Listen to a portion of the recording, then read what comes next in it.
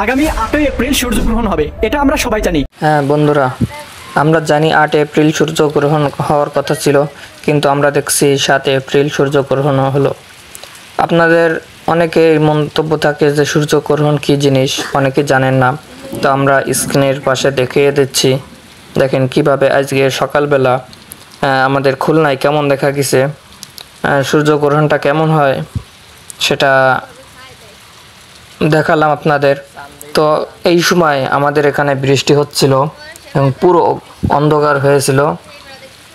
তো বৃষ্টি না হলে আপনাদের বাইরে বের হয়ে ভিডিও করে দেখাতাম, তো সেটা আমি ভিডিও করে দেখাতে পারি নাই।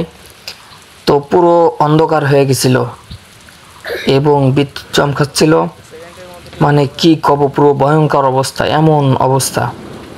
তো আপনাদের এলাকায় কেমন অবস্থা ছিল অবশ্যই কমেন্ট করে জানাবেন, যার যার এলাকা থেকে। তো আসলে অনেকেই বলে সূর্যগ্রহণ 4 বছর 5 বছর পরে হয়, অনেকেই বলে 50 বছর পরে হয়।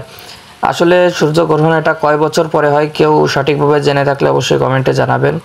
তো ভিডিওটি ভালো লাগলে অবশ্যই একটি লাইক দিবেন। আপনারা যদি এই চ্যানেল নতুন হয়ে থাকেন অবশ্যই চ্যানেলটি সাবস্ক্রাইব করবেন। ভালো থাকবেন, সুস্থ থাকবেন, দেখো অন্য কোনো ভিডিওতে। আসসালামু আলাইকুম রহমতুল্লাহ।